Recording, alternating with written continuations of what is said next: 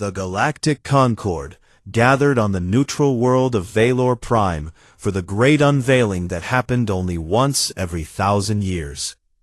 The air inside the vast chamber hummed with quiet excitement from thousands of different species. All eyes turned toward the center, where the obsidian spire rose tall and black, like a finger pointing at the stars. At the very top of the spire, inside a perfect stasis field, floated the crown of eternity. The crown looked simple at first glance, just a dark circlet of metal that seemed to drink in light instead of reflect it. Yet every being in the room knew its true power. Legend said the crown could grant its wearer control over reality itself. Time, space, matter, thought, all of it could bend to the will of whoever wore the awakened crown. But there was one condition. Only a being with the right kind of soul could wake it up. Only someone whose spirit held a perfect, impossible balance could make the crown come alive. For countless ages, every great species in the galaxy had tried. The mighty Clythar, with their shared minds of millions, had stepped forward long ago. They poured their collective will into the crown, hoping unity would be enough. The crown stayed silent. The proud Zorath, who built stars and moved planets, came next. They offered logic and engineering beyond imagination. Still, nothing happened. Even the glowing luminary beings of pure light and thought tried their gentle, endless patience. The crown refused them all. Over time, the failures piled up like dust on old books. Scholars studied the ancient texts again and again. They argued in grand halls and quiet chambers. At last, they reached a shared truth. No being could awaken the crown. The required spirit was a paradox too deep for any mind to hold. Too much pride and too much humility at once. Too much fire and too much calm. Too much everything and too much nothing. The texts warned that such a soul could never exist, so the crown became a symbol not of hope, but of limits. The oldest races accepted the truth. No one would ever wear it. No one could. On this day, the Concord had come to mark another cycle. Another failure to remind everyone of their place. The ceremony would be calm and dignified. Speakers from many worlds would offer words of respect. Then the stasis field would close again for another 1,000 years. Most beings already felt the quiet sadness of knowing the impossible would stay impossible. Then the human delegation entered the chamber. 3 scientists walked first, dressed in plain gray uniforms with small patches that showed their home colonies. Behind them came one man who looked different from the rest. Elias Kane wore a worn jumpsuit, patched in many places. His hair was messy and his face carried lines from years under strange suns. He walked with the easy stride of someone who had seen too much to be impressed by shiny halls. The aliens around him made soft sounds of surprise or amusement. Humans were new to the galaxy, joined the Concord only 100 years earlier. Their ships were sturdy but simple. Their weapons worked well but lacked elegance. Their stories were full of chaos and survival. Many older species still saw them as children, playing at being grown. The lead scientist, a woman named Mara Lynn, stepped to the speaking platform. She bowed to the assembly and spoke in clear, simple words. "We thank the Concord for this honor. Today we ask for one attempt at the ritual. One of our own wishes to try." Elias Kane has traveled far and studied the old texts. He believes he should be allowed his chance. A ripple of laughter and soft chatter moved through the crowd. Some species clicked mandibles in disbelief. Others flashed bioluminescent patterns that meant mockery. A tall insectoid delegate from the Hresh raised one claw. The child race dares to ask what empires could not achieve. This is not wisdom. It is pride without cause. Mara Lynn did not flinch. She looked straight at the Hresh. Greater wisdom. We claim only the right to try, as the Concord Charter allows every member species one attempt per cycle. We use our turn now. More murmurs rose. Some agreed out of fairness. Others agreed because they wanted to see the humans humbled quickly.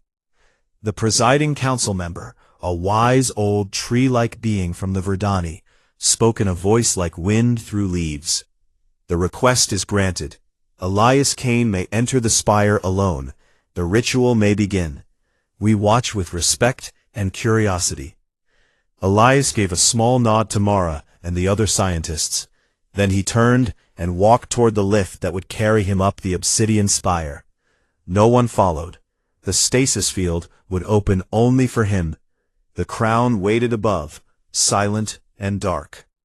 Inside the lift, Elias stood alone. He felt the gentle pull as the platform rose. Higher and higher he went, past levels of glowing crystal and ancient carvings. The air grew colder and thinner. The hum of the spire grew louder in his ears. Journey that brought him here. Years of digging through ruins on dead worlds. Months spent learning languages no human mouth was built for. Nights wondering if the stories were true or just pretty lies. The lift stopped with a soft chime. The doors opened onto a wide, round platform. The crown floated there in the center of the stasis field. Its surface moved slowly like oil on water. Elias stepped forward. The field shimmered and parted just enough for him to pass through. Then it sealed behind him. He was alone with the relic. From below, the entire Concord watched on huge screens, every eye fixed on the small human figure standing before the crown. Elias took a slow breath. Then he began to speak. His voice carried clearly through the speakers, so all could hear. I come from a world that tried to kill itself many times. We fought over land and water and ideas. We burned cities and poisoned seas. We made weapons that could end everything. Yet after every fall, we got back up. We laughed again. We told stories about the dark days and made them into songs. He paused and looked straight at the crown. I offer my truth. We are broken in many ways. We hurt each other. We hurt ourselves. We make mistakes that echo for centuries. But we never accept that broken is the end. We keep trying. We keep hoping. We keep being stubborn, even when the universe says stop. The crown did not move. The aliens below leaned closer. Some whispered that this was no different from all the others. Elias kept going. I offer my shame too. We have done terrible things. We have taken lives and land that were not ours. We have let fear guide us instead of kindness. I carry that weight because I am human, and humans made those choices. Still, the crown stayed dark. Then Elias spoke his vow. I do not want to rule reality. I do not want to be a god. I just want to show that something cracked and patched can still stand tall. I want to prove that the weak can touch the strong, not to conquer, but to say we were here, and we did not quit. For a moment, nothing happened. Then a tiny spark ran along the edge of the crown, so faint it might have been a trick of light. Yet every sensor in the spire screamed at once. The stasis field flickered. The aliens gasped as one. Never in all the ages had the crown reacted. Not once. Elias stepped back. His hands shook a little. He looked tired but calm. He turned toward the cameras far below and gave a small, tired smile. That is all I have, he said. If it is not enough, then it is not enough. The spark vanished. The crown grew still again. But the chamber below erupted in noise. Voices shouted. Questions flew. Scholars scrambled to check readings. The presiding Verdani raised branches for silence. The flicker is noted. The attempt is complete. Elias Kane, you may leave the spire. Elias walked back to the lift without another word. As he descended, the aliens stared at him, some with fear, some with anger, some with something close to wonder. Humans waited at the bottom. Mara put a hand on his shoulder and squeezed. No one spoke. The ceremony ended soon after. The stasis field closed. The crown rested once more, in silence. But the spark had happened. and nothing in the galaxy would forget it. The tiny spark that ran along the crown changed everything. Even though it lasted only a moment, the recording played again and again across every newsfeed in the galaxy. Scholars pulled up old data to compare. No other attempt in history had produced even that small reaction. The Concorde tried to call it a sensor glitch or a power surge in the spire.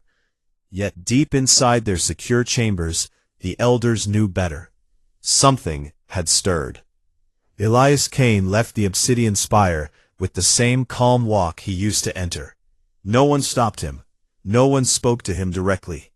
The human delegation gathered him quietly and took him to their small guest quarters on the edge of the city. Mara Lin checked his vitals, while the other two scientists scanned the data they had pulled from the public feeds. Elias sat on a plain chair and drank water from a metal cup. He looked tired, but not afraid. By morning, the first messages arrived from distant worlds. A Clythar hive mind sent a polite but firm request for Elias to submit to a full mental scan. They said it was for the good of science. A Zorath engineer offered credits enough to buy a small moon if Elias would share exactly what he felt when the crown flickered. A group of Luminari asked in soft, glowing words if he would allow them to touch his thoughts just once. Elias read each message and shook his head. He sent one short reply to all of them. "Thank you, but no. I have nothing more to give right now." The Concorde Council met in secret that same day. They filled a hidden chamber beneath the surface of Valor Prime, where no signals could escape. The oldest members sat in a circle. A Verdani elder spoke first. The human touched the crown, and it answered. "This cannot be ignored. We must understand why." A Hresh warrior clicked his mandibles in anger. "He is young. His species is young. They stumble into things they do not deserve. We should remove him before he causes more trouble." A Luminari being of light pulsed slowly. We felt the wave. Real. The crown recognized something in him. We cannot destroy what the relic itself has marked. They argued for hours. Some wanted to ban humans from future cycles. Others wanted to study Elias like a lab subject. In the end, they chose caution. They placed extra guards around the spire. They forbade any human from approaching within a kilometer.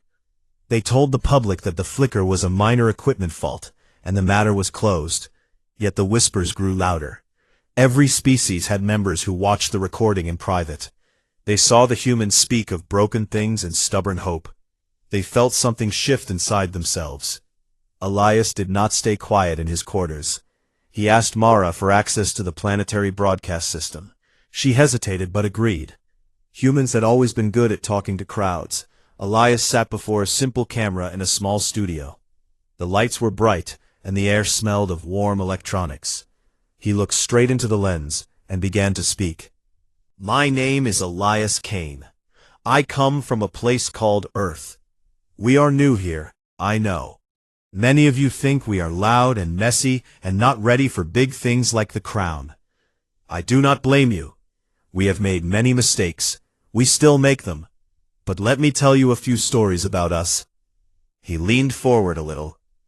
"When our world froze in ice ages, we did not give up. We wrapped ourselves in animal skins and kept walking. When oceans stood between lands, we built boats from trees and trusted the wind to carry us. When sickness came and took most of our families, we searched for cures until we found them. When we split the atom and almost ended ourselves, we chose to keep living anyway. We laughed at the graves. We sang in the ruins. We told jokes while the bombs fell." He paused to take a breath. "I'm not saying we are better than you. I'm saying we are different. We do not need perfect unity or endless logic or pure light. We carry our scars, and we still reach for the stars. That is what I brought to the crown. I brought the mess and the fight and the refusal to quit. Maybe that is the paradox the old text talked about." The broadcast ended there. Elias stood up and walked out. The feed went live across hundreds of worlds. In bars on asteroid stations, in temples on gas giant moons, in quiet homes on garden planets. People listened. Some laughed. Some grew angry. Some felt a strange warmth in their chests. For the first time in ages, the crown was not just a dead legend. It felt close again. That night, a small group of alien pilgrims came to the human quarters. They wore plain cloaks to hide their features. A young Zorath engineer stepped forward first. "I watched your words. I have spent my life building perfect machines. Yet I never thought to build with broken parts. May I ask you a question?" Elias nodded. The engineer asked, "What if you had failed completely? Would you still have spoken those things?" Elias smiled. "Yes, because failing does not mean the try was wrong." Night. Some brought gifts. Small carvings, tools, books in strange languages. Ellis accepted them all but asked for nothing in return. He told more stories. He listened to theirs. The crowds grew larger each time. Guards watched from a distance, but did not interfere. The Concord had not yet decided what to do. Then the threats began. A message came to Elias through a hidden channel. It showed no sender, only words. "Leave Valor Prime, or your species will pay for your pride." Elias read it and showed it to Mara. She grew pale. He shrugged. "We've heard worse." He did not leave. Days passed. The pilgrims kept coming. Some tried to touch his hand as if his skin held answers. Others stood in silence, just to be near him. Elias spoke every evening now. He told of human explorers who sailed into storms because the sea was there. He told of soldiers who held lines against impossible odds. He told of children who drew pictures on bomb shelter walls. He never asked for anything. He just shared. Elders grew restless. They saw the crowds. They saw the questions spreading. They saw doubt in the eyes of their own people. A secret vote was taken. They decided Elias must go, one way or another. An assassin was chosen, a shadow from a nameless order, silent, fast, loyal to the old ways. The assassin received the order and vanished into the city. Elias felt none of this. He walked the streets during the day. He ate street food with pilgrims. He laughed at bad jokes in alien tongues. He slept little, but he slept deep. At night, he dreamed of the crown. It did not speak. It simply waited like an old friend who knew the punchline but would not spoil it. One evening, as the twin suns dipped low, Elias stood on a balcony overlooking the city. A breeze carried the scent of strange flowers. He looked out at the lights and thought about home. He thought about the farm where he grew up, the rust on the old tractor, the way his mother sang when she worked. He thought about the wars that took his friends. Thought about the day he left Earth to chase stories in the black. A soft sound came from behind him. He turned slowly. A figure in dark cloth stood in the doorway. The assassin raised a thin blade that caught the last light. Elias did not run. He did not call out. He simply looked at the killer and said, "You came a long way for this." The blade flashed forward. Elias moved faster than anyone expected. He caught the wrist, twisted, and drove his knee into the attacker's side. The assassin grunted and struck again. Elias blocked with his forearm, felt the bone crack, but kept moving. He slammed the figure against the wall. The knife clattered to the floor. Elias pinned the assassin with one arm across the throat. "Who sent you?" the assassin hissed. "The old ones. They fear what you woke." Elias leaned closer. "Then tell them this. I am not done yet." He released the figure. The assassin slid to the floor, gasping. Elias stepped back, picked up the knife, and tossed it out the window, into the night. Down at the broken attacker, and said, "Go home. Tell them the human is still here." The assassin crawled away into the shadows. Elias stood alone on the balcony. The city lights glittered below. He rubbed his bruised arm and muttered to himself, "Well, that was rude." Word of the attack spread fast. By morning, every channel carried the story. A failed attempt on the human who touched the crown. The Concord denied any part in it, but no one believed them. The pilgrims grew bolder. They stood closer. They spoke louder. They asked harder questions. Elias kept talking. He kept smiling. He kept refusing to run. And somewhere far above in the obsidian spire, the crown waited. Its surface moved a little faster now, like it was listening, like it was eager, like it knew the best part was coming soon. The failed assassination made the galaxy sit up and pay close attention. News feeds carried images of the broken blade on the balcony floor. They showed Elias standing tall, with a bruised arm and a calm face. Headlines screamed across every language. The human who touched the crown now survives death itself. Some called him lucky. Others called him dangerous. Most could not look away. Pilgrims poured into Valor Prime by the thousands. They came from every corner of known space. A family of scaled reptilians slept on the streets just to be near the guest quarters. A cluster of floating gas beings drifted above the city, humming low songs of hope. Young Zorath apprentices skipped their duties to stand outside the human building, holding signs written in rough human script. "We believe you." Some older species watched with growing fear. Their leaders had taught them for ages that the crown was beyond reach. Now, a single human had cracked that teaching open. The elders argued louder than before. A tall Clythar representative pulsed with shared anger. "We sent one killer, and he failed. Now the human grows stronger every day. We must act as one, or lose control." A luminary light form dimmed slightly. "We cannot kill what the crown has noticed. To spill his blood might wake the relic in rage." The Verdani elder rustled leaves in frustration. "Then we isolate him, cut off his broadcasts, limit his contact, force him to leave the planet." They voted, and the motion passed. Guards tripled around the human quarters. Communication lines to Elias were blocked. Public access to the broadcast system was denied for humans. The Concord announced it as a safety measure after the attack. The message was clear: stay silent, or be removed. Elias woke to find his door sealed from the outside. He tested the lock. It did not move. He sat on the bed and laughed once, a short, dry sound. Mara knocked from the hall side. "Elias, we are locked in. They cut the feeds too." Walked to the window. The street below was full of pilgrims. They held lights and waited. He opened the window wide and leaned out. "Hello, friends. Looks like they do not want me talking anymore." A cheer rose from the crowd. Someone shouted back, "Tell us more, Elias. We want to hear." He thought for a moment. Then he raised his voice so it carried over the noise. "I cannot use the big screens anymore, but I can still talk to you right here. Every night at this time, I will come to this window. I will tell you stories. If they shut the window, I will shout through the glass. If they board it up, I will tap messages in code. We keep going. That is what humans do." The crowd roared approval. Some started recording with small devices.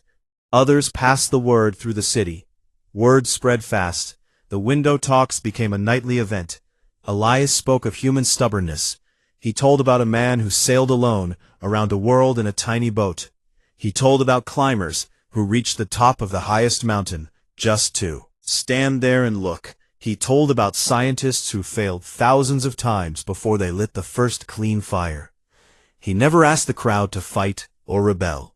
He just shared the stories and let them decide what the stories meant. The pilgrims grew bolder. They brought food and water up to the windows. They passed notes with questions. Elias answered as best he could. One night a small child from the feathered species climbed a stack of crates to reach the sill. She held out a tiny carved stone. It looked like a broken crown with a human figure standing on top. Elias took it gently. "Thank you. This means more than you know."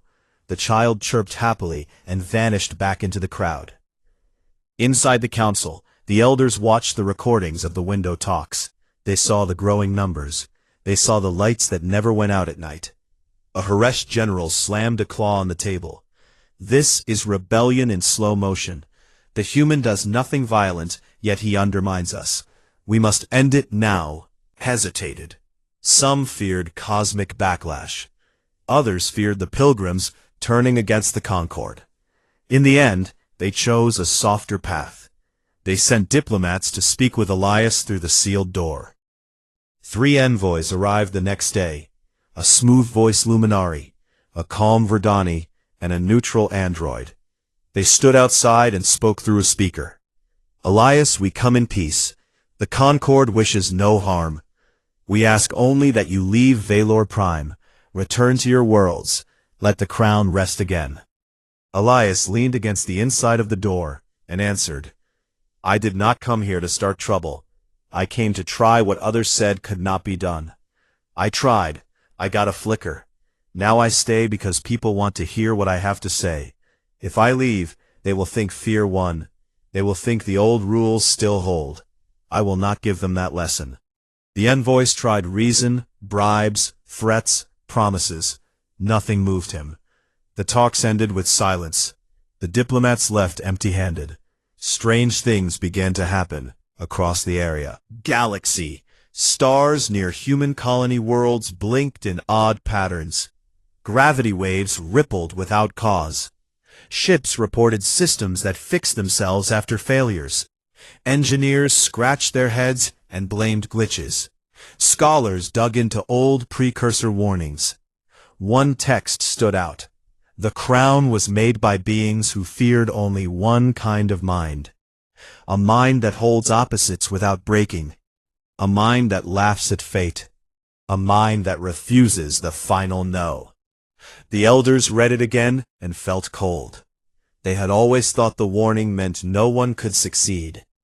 Now they wondered if it meant something else. Elias felt none of the cosmic signs. He spent his days talking through the window at night. He slept on the floor when the guards cut the heat. He ate what the pilgrims passed up. He grew thinner, but his voice stayed strong. One evening as the sun set, he told a new story.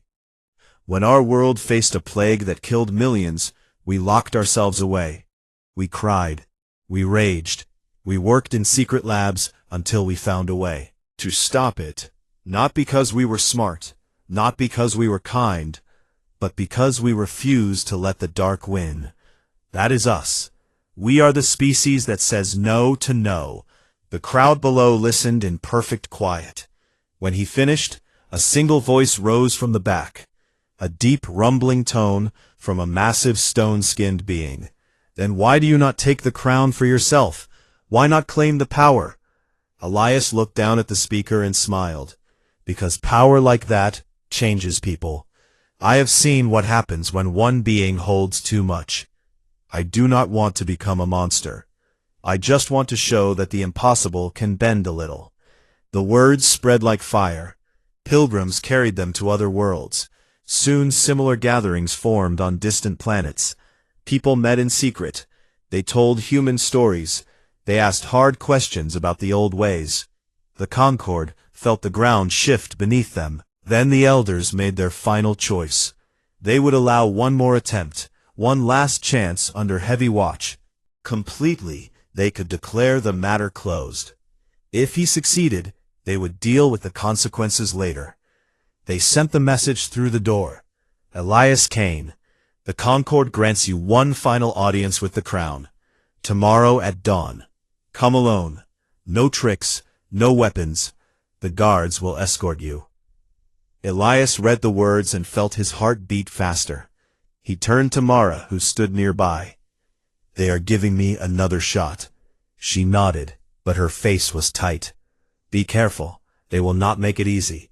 He smiled. I know, but easy was never the point. That night he spoke to the crowd one last time. Tomorrow I go back to the spire. I do not know what will happen. I do not know if the crown will answer again. But I know this. Whatever comes next, we keep moving forward. We keep trying. We keep being human. Thank you for listening. Thank you for staying. Thank you for believing that broken things can still shine. The crowd cheered until their voices grew hoarse. Elias closed the window and sat in the dark. Thought about Earth.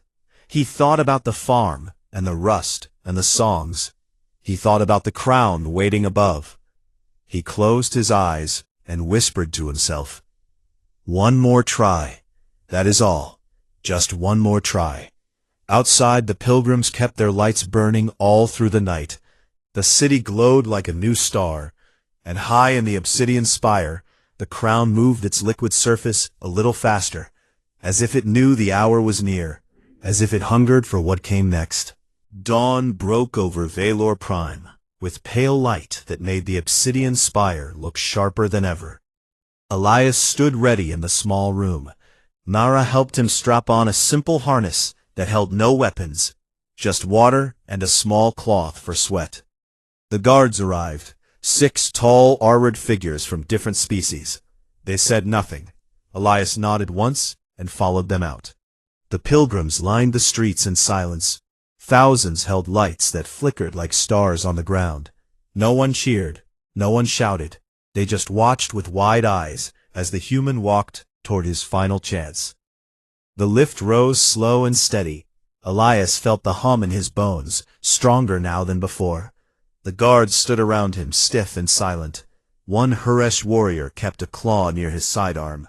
Another Verdani rustled branches in nervous rhythm. Elias ignored them.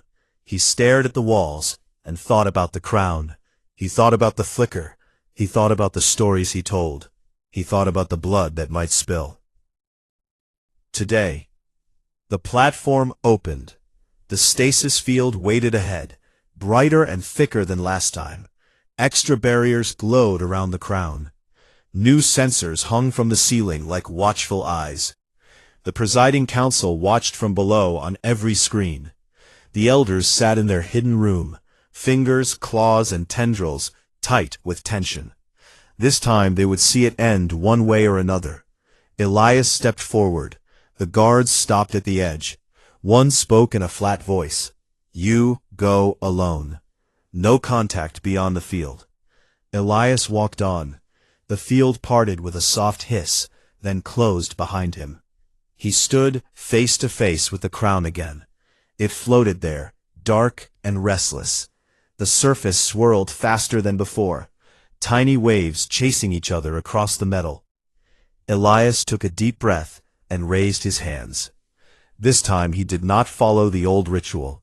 No deep truths spoken into the void, no careful psychic offering.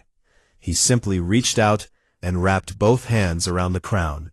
The metal felt cold at first, then warm like skin. The stasis field screamed, alarms blared, lights flashed red.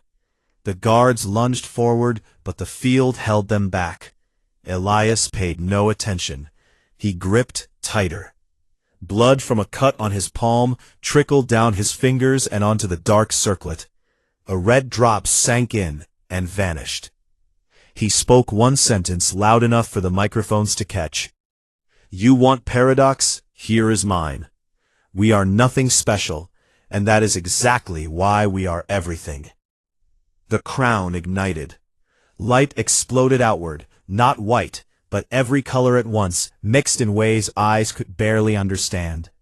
The wave rushed through the spire, then outward across the city, then across the planet, then across the galaxy. Every being felt it at the same moment, a sudden clear knowing that reality was not solid, that rules could bend, that will could rewrite what was thought fixed. Ships in deep space shuddered as instruments went wild. Stars flickered for a heartbeat. Gravity danced in strange patterns. Planets felt a gentle tug, then release. The entire Concord gasped as one. Inside the spire, the barrier shattered like glass. The guards fell back, shielding their eyes. The stasis field collapsed with a sound like thunder. Elias stood at the center, crown now resting on his brow. It no longer looked simple. It blazed with inner fire. Yet the fire did not burn him. His jumpsuit stayed whole. His skin stayed unmarked. He looked the same tired, messy human, yet something vast moved behind his eyes. From below, the council elders stared at the screens. Some fell to their knees. Others shouted in fear. A luminary pulsed bright, then dim. A Clithar mind fragmented for a second, then came back together. The Verdani elder whispered, "Impossible." A Hresh warrior dropped his weapon and backed away. The galaxy watched and waited for what the new wearer would do. Elias did not move at first. He closed his eyes and listened to the power. It sang in his blood. It whispered of worlds remade, of time turned backward, of enemies erased. Endless rule. He could feel every thread of existence, every life, every thought, every small hope, and every great despair. The crown offered it all. No limits, no cost, no end. He opened his eyes and laughed. The sound was hoarse and human, and very tired. He reached up with both hands and lifted the crown from his head. The blazing light dimmed, but did not die. He held it out in front of him like an old hat he no longer needed. Then he spoke again. His voice carried to every corner of the galaxy, through channels that opened on their own. "I could keep this. I could become what you all feared, a god, a tyrant, a thing that fixes everything by force. But I will not. I have seen what happens when one being holds too much. I have read your histories. I have lived my own. I know power like this does not fix broken things. It just breaks them in new ways." He looked straight into the nearest camera. "I am human. We are messy. We fight. We fail. We hurt each other. We help each other. We laugh when we should cry. We cry when we should laugh. We get up after every fall. That is enough. That is more than enough. No one needs to wear this to prove they matter." He set the crown down on the platform. It floated again, but slower now, calmer. The light settled into a soft, steady glow. The power did not vanish. It simply waited. Elias stepped back. The field stayed open. No barriers rose. No guards moved. They stood frozen, watching the human who could have taken everything and chose not to. Elias turned to the guards. "You can relax. I am done here." He walked past them toward the lift. They parted without a word. The platform descended slow and quiet. The city below had gone silent. Pilgrims stared up, with tears in many kinds of eyes. Some knelt, some raised arms, some simply stood and breathed. When Elias reached the ground, Mara ran forward and hugged him tight. The other scientists followed. They said nothing at first. Then Mara whispered, "You did it." Elias smiled. "Not really. I just said no to the easy path. That is all." The council elders arrived soon after. They walked through the crowd that parted for them. The Verdani elder spoke first. "You awakened the crown. You could have ruled. You chose not to. Why?" Elias looked at the ancient being and answered, "Because ruling is not the same as living. I want to live. I want my people to live. I want everyone to live without someone sitting on a throne deciding what that means." The elders looked at each other. No one had an answer. The luminary pulsed softly. "Then the crown is yours to command." "No, it belongs to no one now. It answers only to those who want nothing from it. Those who approach without greed, without fear, without the need to be more than they are." Word spread. The galaxy shifted. Some species sent messages of thanks. Others sent warnings.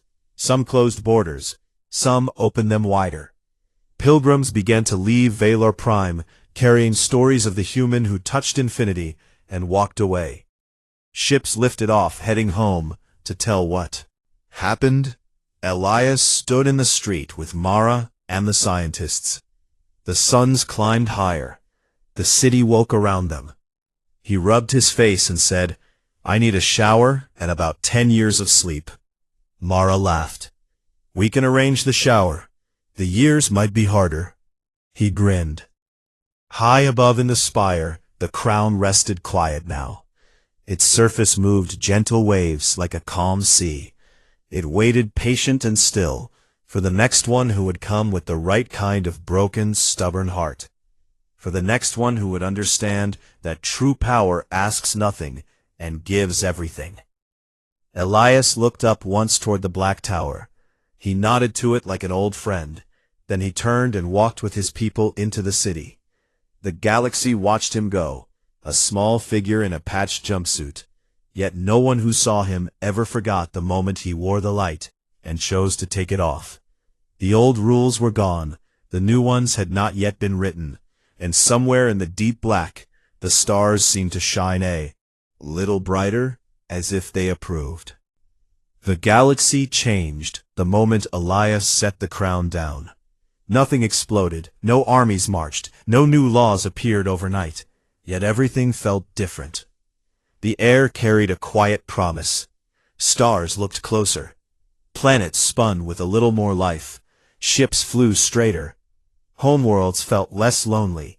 The old fear that kept species apart began to fade, not gone, but smaller, like a shadow at noon.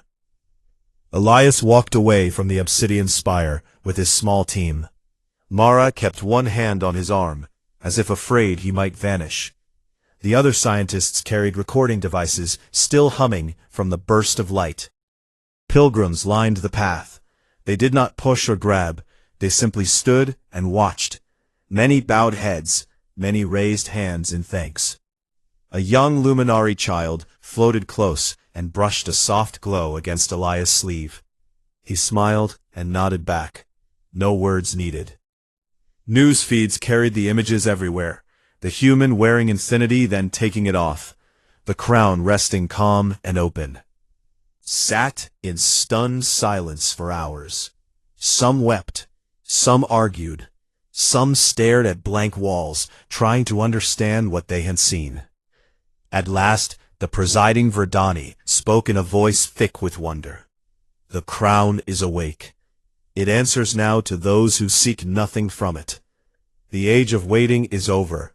The age of choice has begun. Word reached every corner. Fast travel carried stories faster than light itself. On rim worlds, miners stopped work to listen. On core planets, scholars rewrote textbooks. On quiet outposts, lone watchers smiled at their screens and whispered, "Good for us." Humans became something new. Not rulers, not gods, just the species that proved the old impossible could bend. A little girl on a colony moon asked her father, "Is that man really like us?" The father thought, then said yes, and maybe that is why he could do it.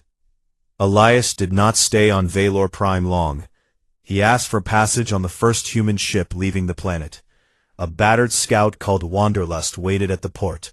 The captain, grizzled woman named Reyes, greeted him with a firm handshake. "You look like hell, Kane." Elias laughed. "I feel like it too." Reyes pointed to the bunk. "Get some rest, we jump in 6 hours."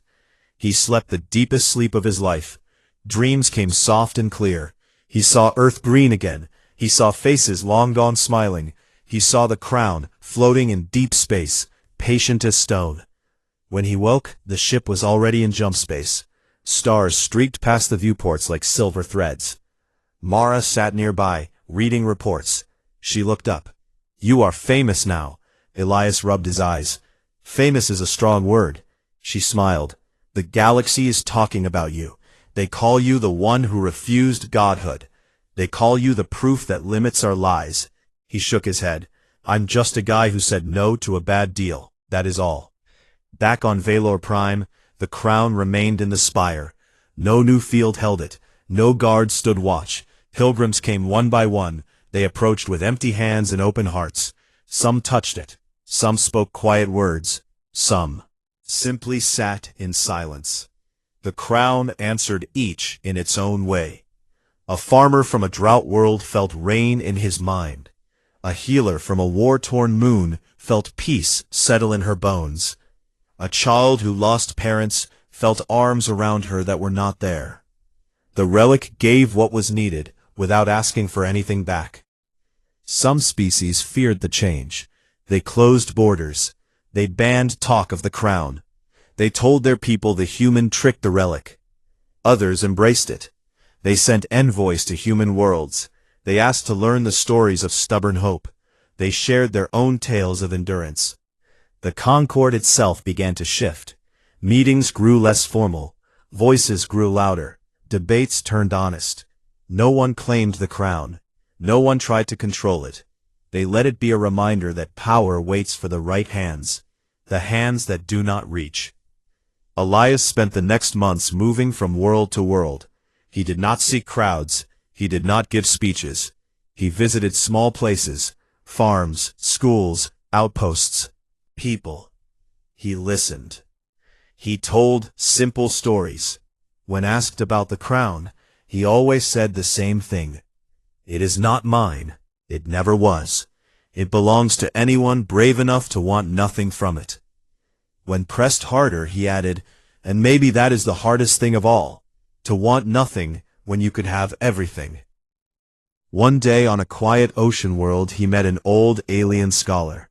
The being had lived through many cycles. He sat with Elias on a cliff overlooking crashing waves. The scholar spoke slow. You proved them wrong. The text said no being could awaken it. You did. Elias looked at the sea. I did not prove them wrong. I proved they were half right. No being could. No perfect mind, no unified soul, no pure light. But a human. A cracked, patched, stubborn human.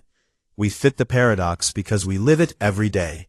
We are weak and strong, small and vast, broken and whole. The scholar nodded slowly. Then what now? Elias shrugged. We keep going. We explore. We build. We laugh. We cry. We help when we can. We fix what we break. We try again. The crown showed us we can touch the impossible. Now we just have to live like it matters. Years passed.